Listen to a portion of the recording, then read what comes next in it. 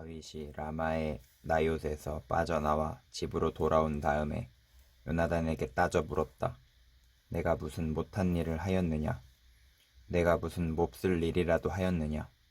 내가 자네의 아버님께 무슨 잘못을 저질렀기에 아버님이 이토록 나의 목숨을 노리시느냐? 요나단이 그에게 대답하였다. 자네를 죽이시다니. 결코 그런 일은 없을 걸세. 내가 분명히 말했지만 우리 아버지는 큰 일이든지 작은 일이든지 나에게 알리지 않고서는 하시지를 않네. 그런데 우리 아버지가 이 일이라고 해서 나에게 숨기실 까닭이 무엇이겠는가? 그럴 리가 없네. 그러나 다윗은 맹세까지 하면서 말하였다. 자네가 나를 지극히 아낀다는 것은 자네의 아버님도 잘 알고 계시지 않은가? 그렇기 때문에 이 일만은 자네에게 알려서는 안 된다고 생각하셨을 걸세. 자네가 알면 매우 슬퍼할 테니까 말이야. 주님께서 살아계시니 내가 자네에게 분명히 말하겠네. 나와 죽음 사이는 한 발짝밖에 되지 않네. 요나단이 다윗에게 제안하였다. 자네의 소원을 말해보게. 자네를 돕는 일이면 무엇이든지 하겠네. 다윗이 요나단에게 대답하였다. 내일은 초하루일세. 내가 임금님과 함께 앉아서 식사를 해야 하는 날일세. 그러나 내가 외출을 할 수 있도록 주선하여 주게. 나가서 모레 저녁 때까지 들녘에 숨어 있겠네. 그랬다가 만일 자네의 아버님이 내가 왜 안 보이느냐고 물으시거든. 그때 자네는 내가 우리 고향 베들레헴으로 가서 온 가족과 함께 거기에서 매년 제를 드릴 때가 되어 급히 가 보아야 한다고 말미를 달라고 해서 허락해 주었다고 말씀드려 주게. 그때 자네의 아버님이 잘했다고 말씀하시면 나에게 아무런 화가 미치지 않겠지만 자네의 아버님이 화를 내시면 나를 해치려고 결심하신 것으로 알겠네. 자네는 이미 주님 앞에서 나와 가까운 친구로 지내기로 굳게 약속하였으니 나에게 친구의 의리를 꼭 지켜주게. 그러나 나에게 무슨 허물이 있다면 자네가 직접 나를 죽이게. 나를 자네의 아버님께로 데려갈 까닭이 없지 않은가? 요나단이 대답하였다. 결코 그런 일은 없을 걸세. 우리 아버지가 자네를 해치려는 결심을 한 줄을 알고서야 내가 어찌 그것을 자네에게 곧 알려주지 않겠는가? 그러나 다윗은 요나단에게 물었다.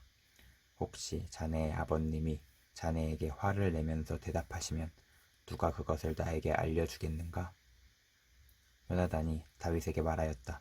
자, 가세. 들로 나가세. 둘은 함께 들로 나갔다. 요나단이 다윗에게 약속하였다.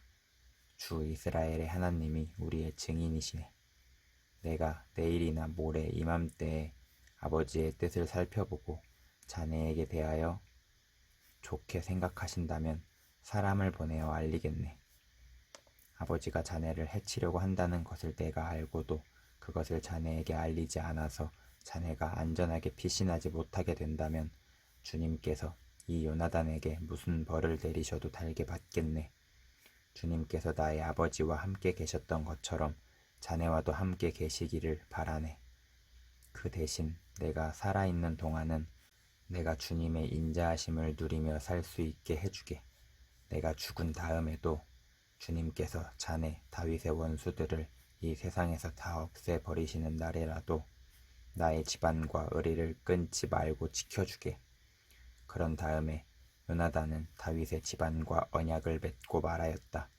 주님께서 다윗의 원수들에게 보복하여 주시기를 바라네.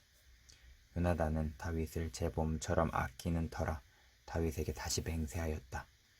요나단이 다윗에게 약속하였다. 내일은 초하루이니 아버지가 자네의 자리가 빈 것을 보시면 틀림없이 자네가 왜 자리를 비웠는지 물으실 걸세. 모레까지 기다리다가 저번 일이 있었을 때에 숨었던 그곳으로 내려가서 에셀 바위 곁에 숨어있게.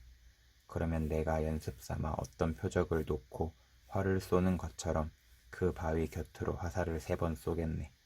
그런 다음에 내가 데리고 있는 종을 보내어 그 화살을 다 찾아오라고 말하겠네. 그때 내가 그 종에게 큰 소리로 너무 멀리 갔다.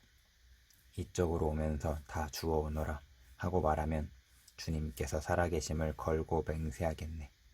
자네에게는 아무 일도 없을 것이니 안심하고 나오게.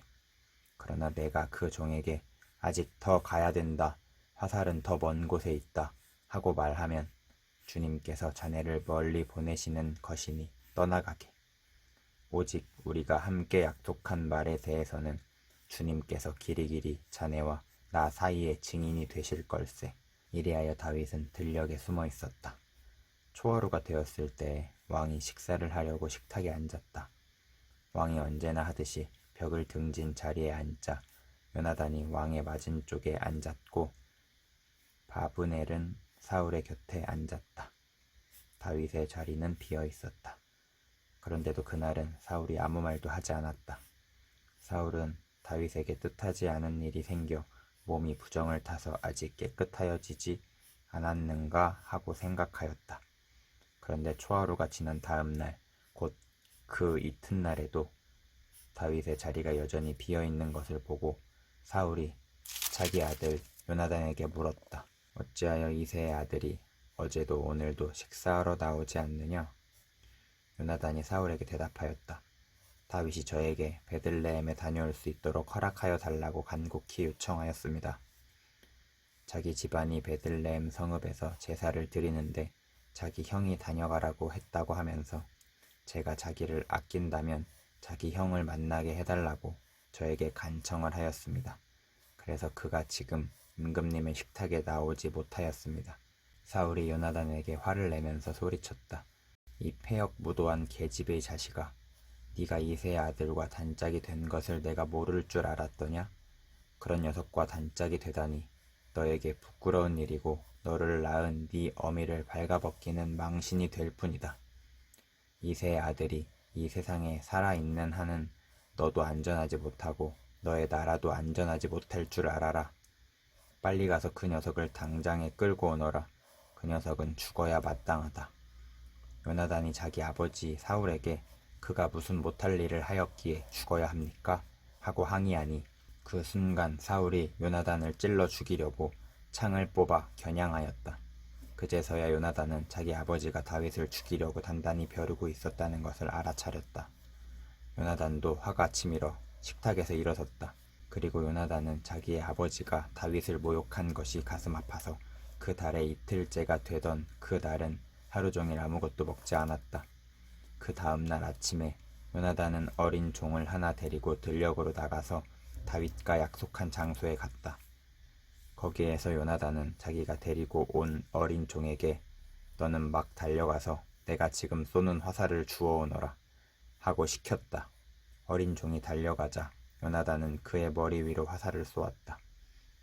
요나단이 쏜 화살이 떨어진 곳으로 그 어린 종이 달려가자 요나단이 그 뒤에다 대고 소리쳤다. 아직도 덜 갔다. 화살이 더 먼 곳에 있지 않느냐? 요나단이 그 소년의 뒤에다 대고 계속 소리쳤다. 빨리 서 있지 말고 빨리 달려. 요나단의 어린 종은 화살을 주워다가 자기 상전에게 바쳤다. 그러나 그 어린 종은 아무것도 눈치채지 못하였다.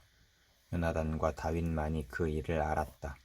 그런 다음에 요나단은 데리고 왔던 그 어린 종에게 자기의 무기를 주면서 그것을 들고 성읍 안으로 들어가라고 말하였다. 그 어린 종이 성읍 안으로 들어가니 다윗이 그 숨어 있던 바위 곁에서 일어나 얼굴을 땅에 대고 3번 큰 절을 하였다. 그리고 그들은 서로 끌어안고 함께 울었는데 다윗이 더 서럽게 울었다. 그러자 요나단이 다윗에게 말하였다. 잘 가게. 우리가 서로 주님의 이름을 걸고 맹세한 것은 잊지 않도록 하세. 주님께서 나와 자네 사이에서 뿐만 아니라 나의 자손과 자네의 자손 사이에서도 길이길이 그 증인이 되실 걸세. 다윗은 일어나 길을 떠났고 요나단은 성 안으로 들어갔다.